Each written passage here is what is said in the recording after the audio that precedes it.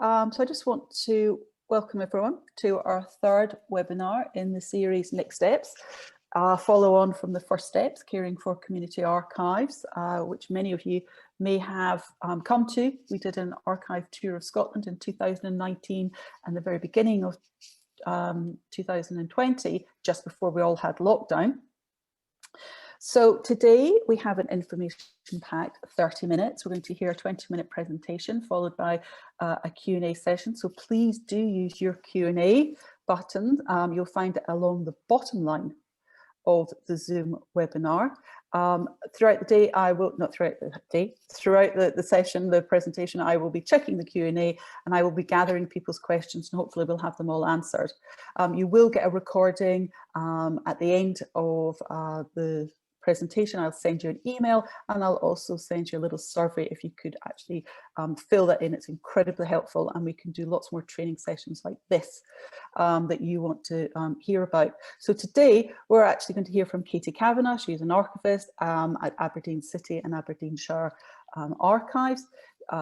She is going to be talking about cataloguing of photographic material. I did send you a link to Katy's other presentation, which was general overview of listing and catalogue, and that is available on the Scottish Council and Archives website, but also it's on our YouTube channel as well if you want to look that up. A little bit about housekeeping. We will be recording this, so we'll make it available to you, but to anyone else. It'll go on the YouTube channel and I'll put it out on Twitter at @CArchivesScot. Please look out for it. And I think actually that's really everything. We are going to try something a little bit different later on. We're going to try a Menti poll. So I do ask you to log on to Menti, www.menti.com, and you will be asked for a code, and that code is 27312900. I repeat, 27312900. Katy will ask 3 questions at the end of her presentation and the results will come up live on your screen. So it's a little bit of fun. Let's see if it works today. But otherwise, it's over to Katy. Thanks.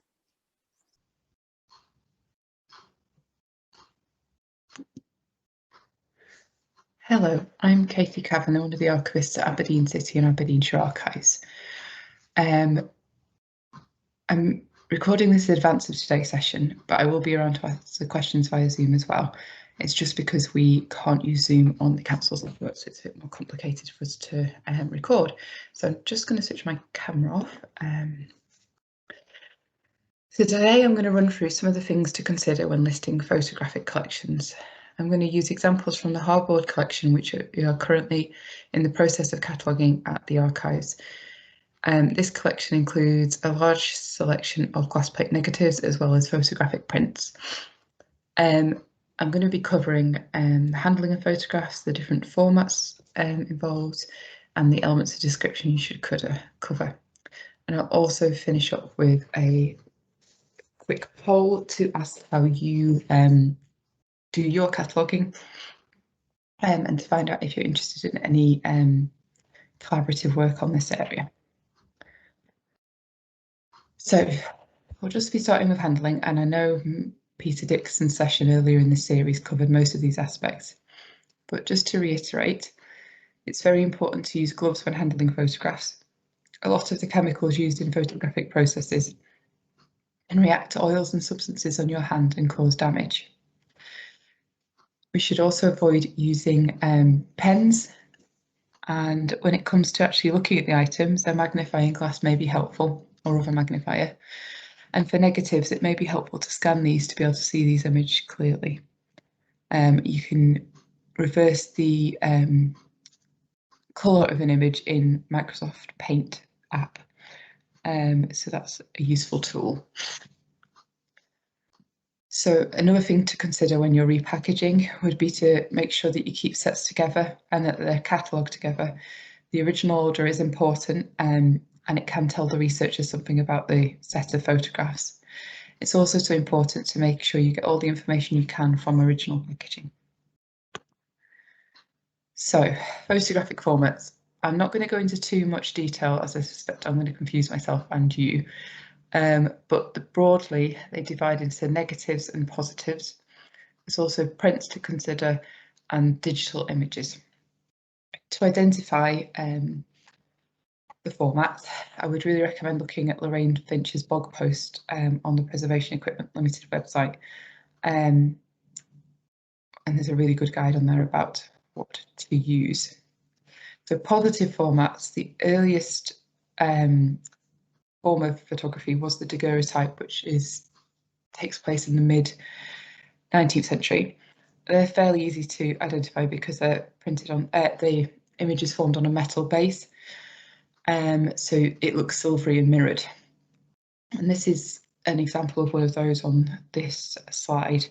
That's from the collections of the Art Institute Chicago, and it's the abolitionist Frederick Douglass. There's also salt paper prints, cyanotypes, albumin prints, ambrotypes, tintypes, platinum prints and gelatin prints. Albumin prints are quite popular in the late 19th century, so you may have some of those in your collections. They are often called carte de visite or cabinet cards. The actual print gets pasted onto a piece of card for display purposes. And gelatin prints would be common moving forward into the 20th century. For negative formats, there's three main sorts. The two that are on glass, the one that's shown on the side is a gelatin dry plate, and that's our Harbour Board glass plates. And moving forward to the 20th century, you get more plastic-based negatives. So moving forward to how to describe the photographs, sometimes photographers help us out by leaving notes on the back of the print, which is helpful. So we have here, this one's been labelled Aberdeen Harbour, Trinity Quay and Regent Quay, so that's really helpful. And it also gives a date, but you might want to expand that to make it more useful. So including details about which angle it's taken from, what you can see in the image, the shop names if they're visible, or business names, if there's any people visible, what they are dressed in, that kind of thing. Sometimes the notes aren't quite as helpful. This one's not very detailed, and it becomes clear with other images that these have been added later by a historian writing a book about the harbour. So it's not as clear if we can rely on that, particularly for the date, I guess. These ones have been very nicely labelled with a title. They also have a copyright notice, which is useful. A reference number, and this is important for the Harbour Board Collection because the middle number here indicates which block of the harbour it's taken at, and a date, which again is very useful. In some instances you get information on the negatives too. So this is a George Washington Wilson plate, which we can see from the initials GWW, and he was a significant Aberdeen photographer in the mid to late 19th century. I'm not quite sure how this has ended up at the Harbour Board. The main set of his records are held at the Special Collections Centre in Aberdeen and in the Central Library, but you do get odds and ends in other collections. I know my colleagues in museums have some as well, so that can be really helpful. It's also important to consider what information you get from packaging, as I mentioned earlier. So the Harbour Board plates and lantern slides were stored in 85 cardboard or wooden boxes like this, so that you get some information on the outside of the boxes. These were the lantern slides. Oh, I should explain, lantern slides are clear glass with an image on them, and they were used for slideshows effectively. So inside the wooden boxes, some are labelled with details about their contents on these white inserts into the lid of the box. This is an example of these labels. Sometimes they're really helpful, and sometimes it was obvious that they've been rearranged after the labelling was done because they didn't bear any resemblance to what was in the boxes, and sometimes they're not particularly meaningful. So this one at the bottom left says "too special," which is difficult to know what he means by that. And sometimes it's quite difficult to read the writing on boxes, so that's another thing to consider. So once you've got all of that information from the item, you need to try and fit this into the International Standard for Archive Description. And I mentioned this I went through this in the First Steps series that the Community Archives, the SCA ran for Community Archives last year. Actually, sorry, the year before now. And they're available to view online, I think. And ISAG is also available online. It sets out how to structure your catalogue and the different elements of description to include. And you can see there's 26, but only 6 of those are essential. Thank goodness, because it would take forever listing anything if we used all of them. So the essential elements are reference code, title, dates of creation, level, extent, and name of creator. The reference code shows the relationship between different elements of the collection, with each layer separated by a /. So in this example, we can see that it's part of the Aberdeen Harbour Board Collection, that's AHB, and that's part of the subsection of the collection of photographs, that's 11. And 1 indicates the first series of photographs, and 35 is the 35th item in that series. So the title should either be the item written on the item by the creator or one created by yourself. If you're creating it yourself, it shouldn't be too long. You can use the scope and content field to put more information and a fuller description in. And if you do use the original title, we tend to put that in quotation marks so it's clear that it's not a title we've generated. For dates, often they're not dated on the back or anything like that, so you have to estimate. This could be based on the photographic process used. If it's a daguerreotype, you know it's from the mid-19th century. If it's a plastic negative, you know it's 20th century. You can also use fashions at the time shown in the images, so the clothes worn, the hairstyles, the style of photography, things shown in the image. So the Forth rail bridge images I showed you earlier, we know when that was constructed, so that helps us pinpoint the date. You can also sometimes use the photographer's dates of operation to date items, which is good. Level, this could be an item, or it may be that you want to only describe a series of photographs. So you might want to describe a wallet of photographs altogether and not go down to the item level. The extent would be the number and format of the unit of description. So 1 glass plate negative, 5 photographic prints, that sort of thing. You might also want to say if it's colour or black or white there, or that could be included in the description field. And finally, the creator. So typically that's the photographer or their employer, and it may be stamped on the reverse of some prints.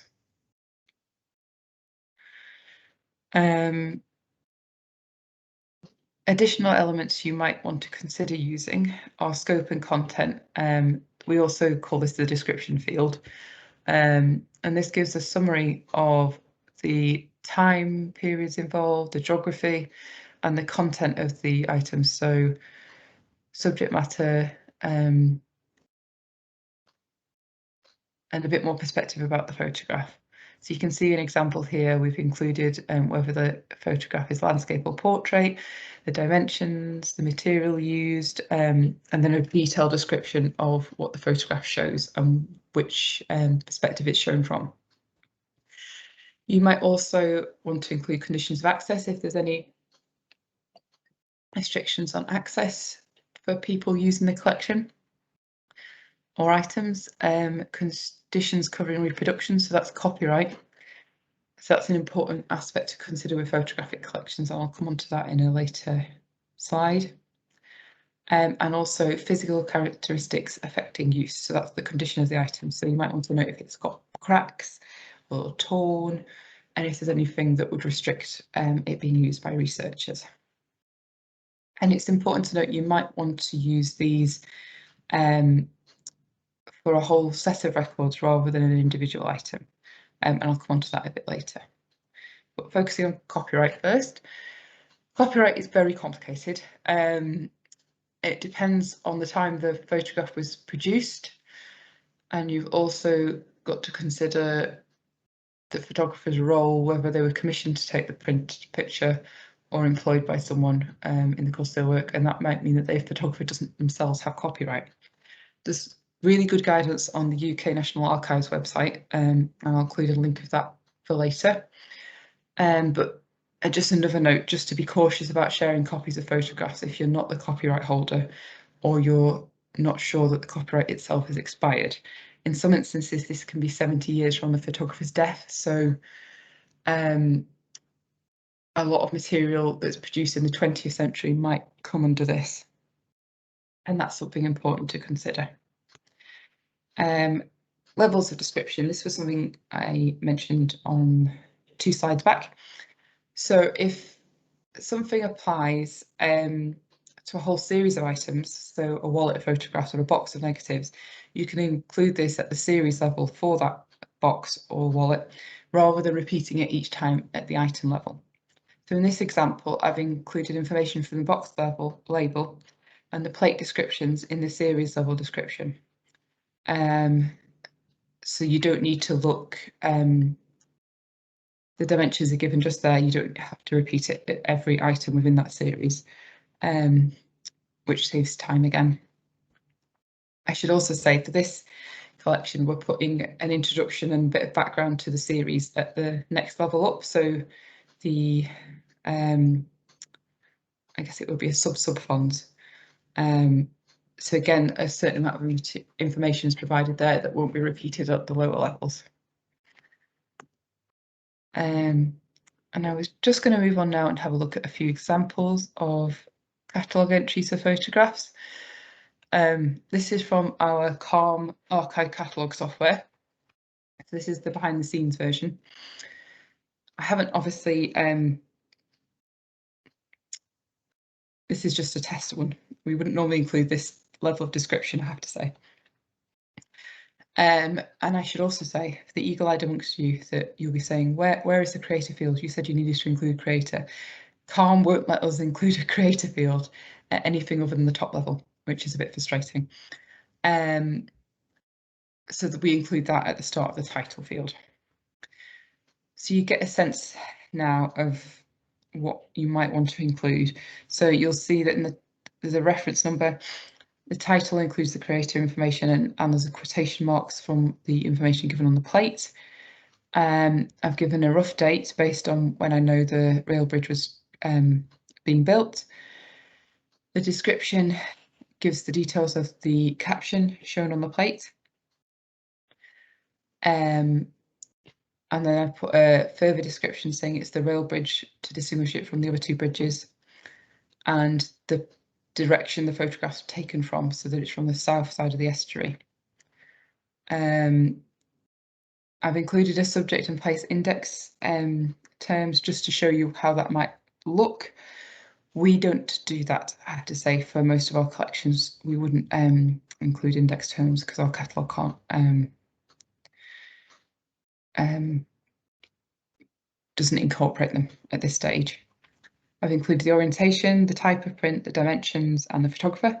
And then I've noted that similar images of the bridge are in the university's collection of George Washington Wilson plates, and that they have similar reference numbers.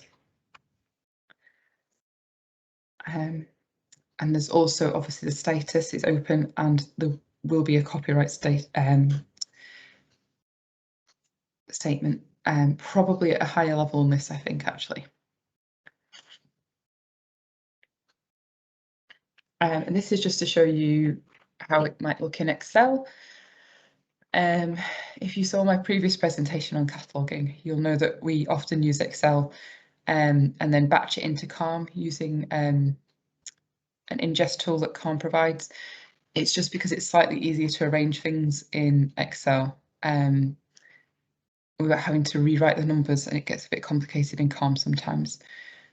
So the image here, the image on the left is described at number 27 here.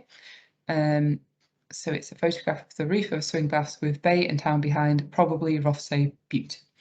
So if you're not entirely sure, you can include a statement saying probably or possibly, or question mark in square brackets. I've estimated the date there, so I think it's in the 1910s.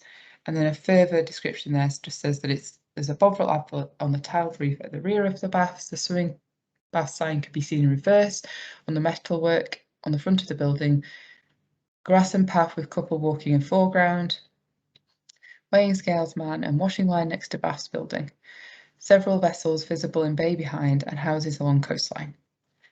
And then on the right hand side, that image is described with the title Photograph at Start of Main Pier at Tobermory Mole. And then there's a expanded in the description field, taken from the main street looking northwards.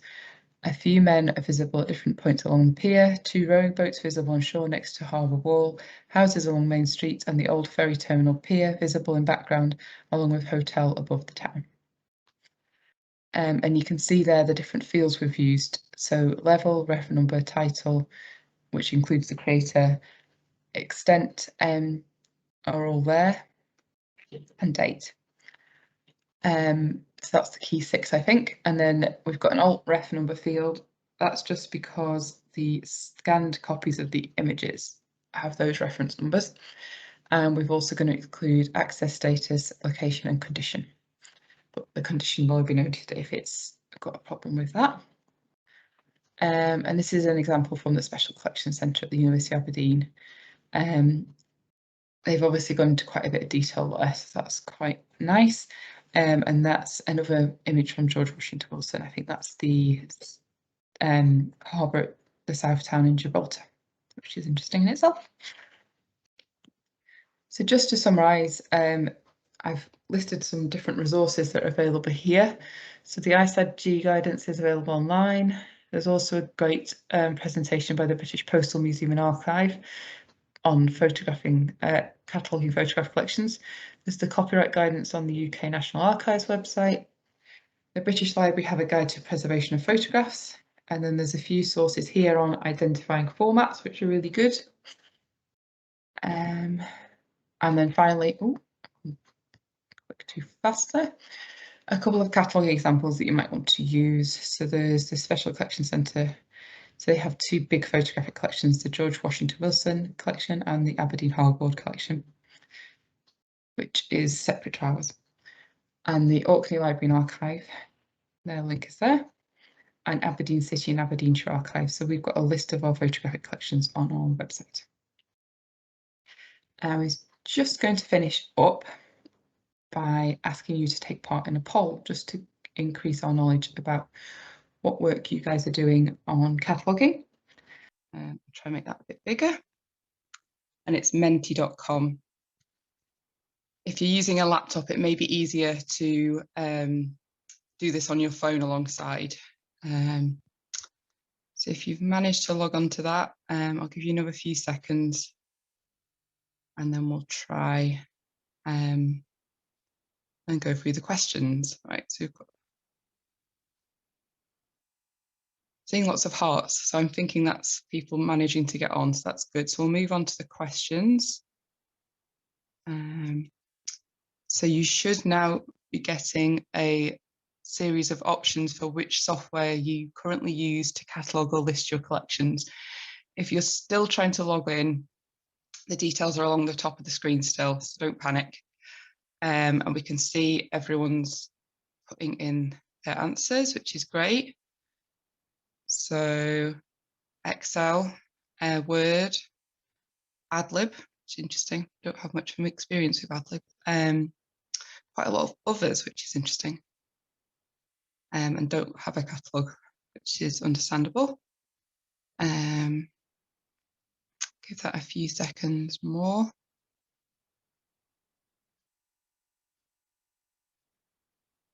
I wonder if people are also still using more paper formats. I know we had a question in advance about using card indexes, so that might be what some of the others are about.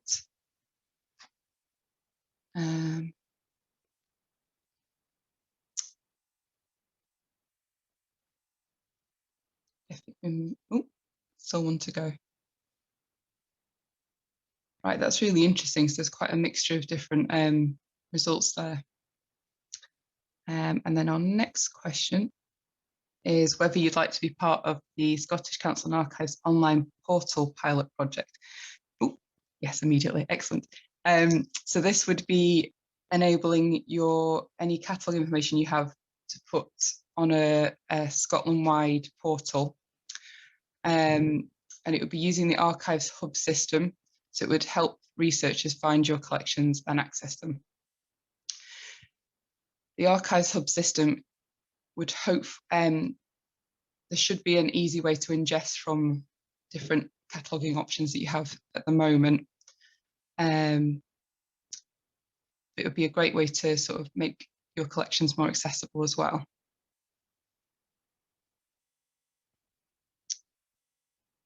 It's quite neck and neck.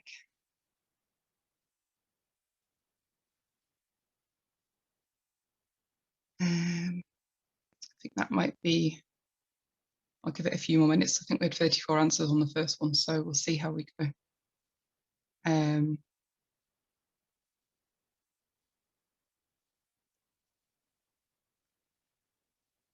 So yes is pulling ahead slightly there. I'll just move on to our last slide. And if you answered yes, could you please let Audrey know your details so we can get in touch with you after the event? So 17 yeses. Hopefully, Audrey, you'll get 17 emails here. So let me go back to Zoom now, and I'll stop sharing my screen so you should see my face again. I'm going to say that's fantastic. I think that worked really well, the Mentimeter. I managed it, so I mean, if I can manage it, then that's a good sign. We had lots of questions that I would quite like just to ask Katy, rather than answering in the question box, the Q&A box, I should say.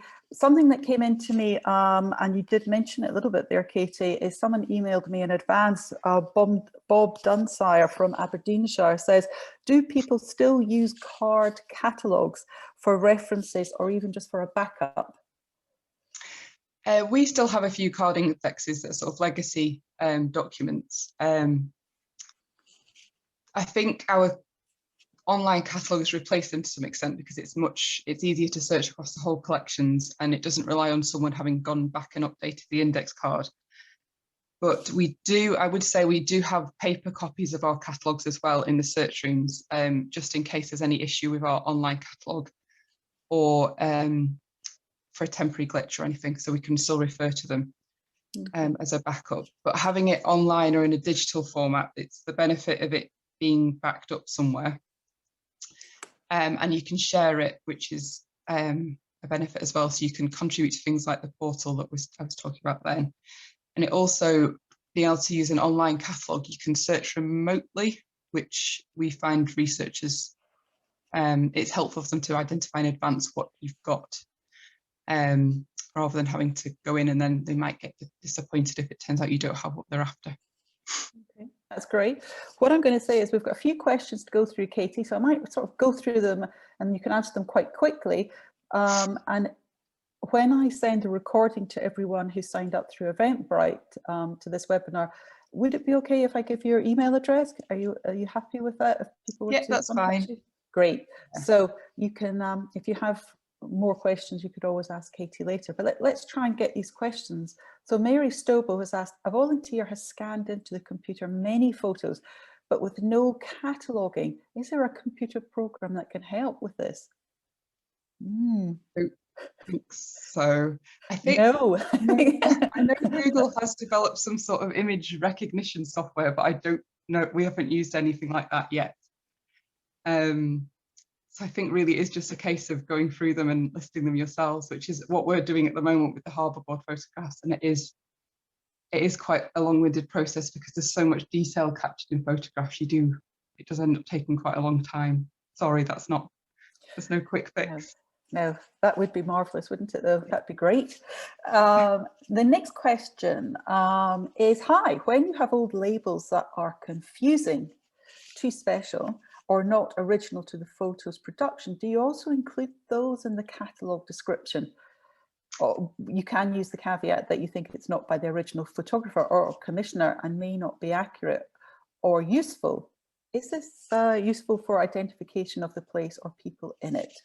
I hope I've said that correctly. tended to include that information. I would normally put it in quotation marks, as I said in the slide, and I'd normally say afterwards that we believe it's inaccurate, because you don't want to mislead anyone. But there's always the possibility that I'm wrong and it wasn't inaccurate and it was what it said it was. But you just keep giving people the option. And I guess it's useful for people to know that if some things are inaccurate, you can, maybe it's useful to know that the labels can't be trusted 100% of the time sometimes. Thank you, Katie. One from Betty King. If you were to digitise photographic material, in which field would you record a reference to the digital copy or link? I'm not sure if there's a specific, I think there might be a specific field for that in ISAD G, but you would just have, if you're using Excel, you could just have it in a different column. I think in Calm there would be a link, and we have some of the softwares have, you can actually attach the actual image to them. So you don't need to do a link, but as long as you use a field consistently and it's clear to users, I guess that's the main thing. Okay. One from Anne Hodge. You said pen should not be used in photographs. How should the accession number, the catalogue number, be put on the back of the photographic print?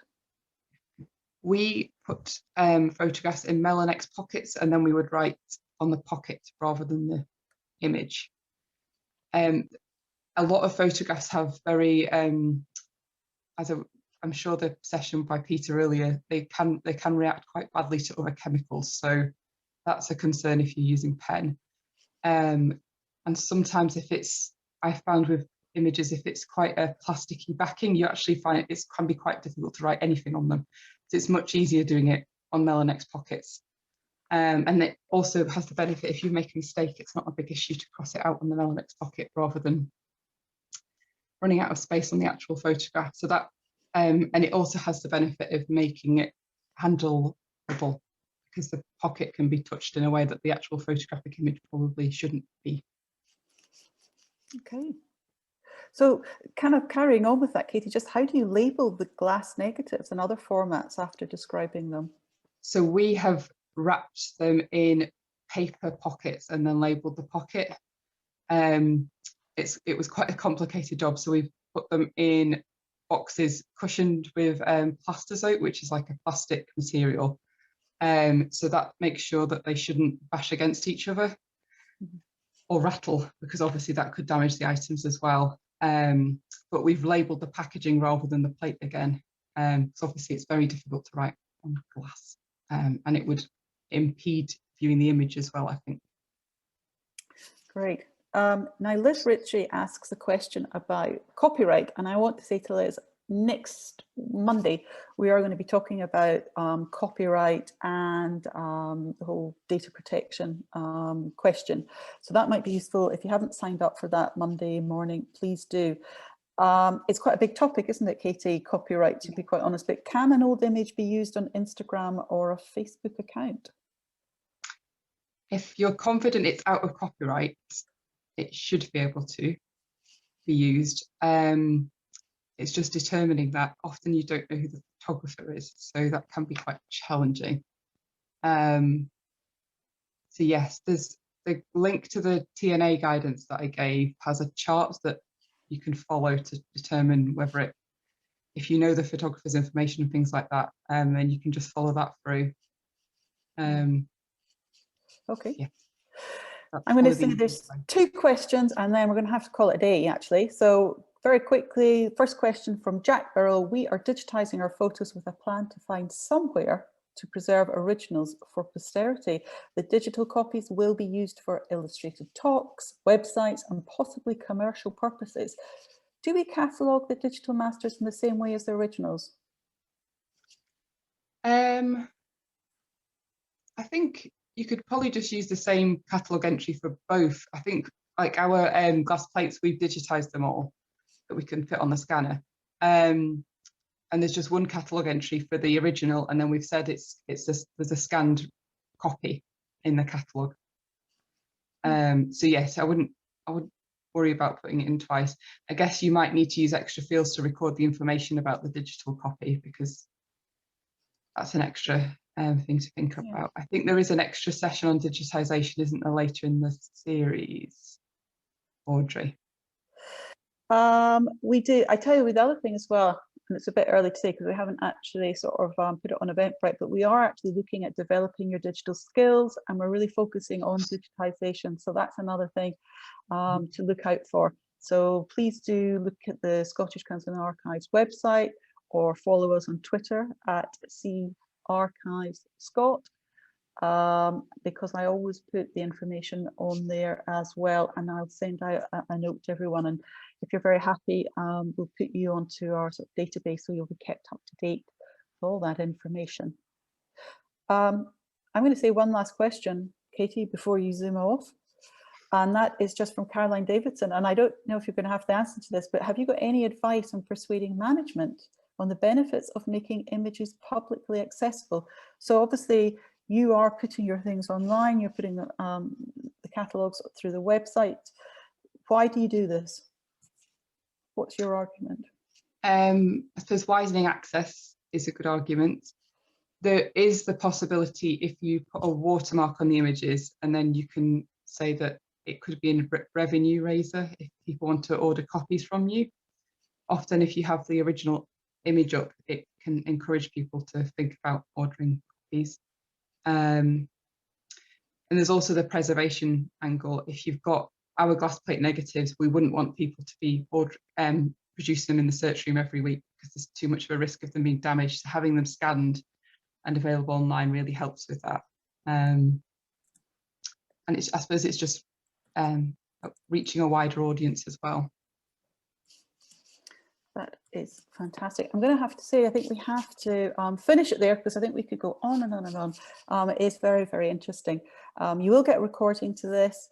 And if you have anything else to ask, I will be sending out Katie's email address. But thank you all very much for coming today. We're getting lots and lots of interest, and hope to see you next Monday at 10:30.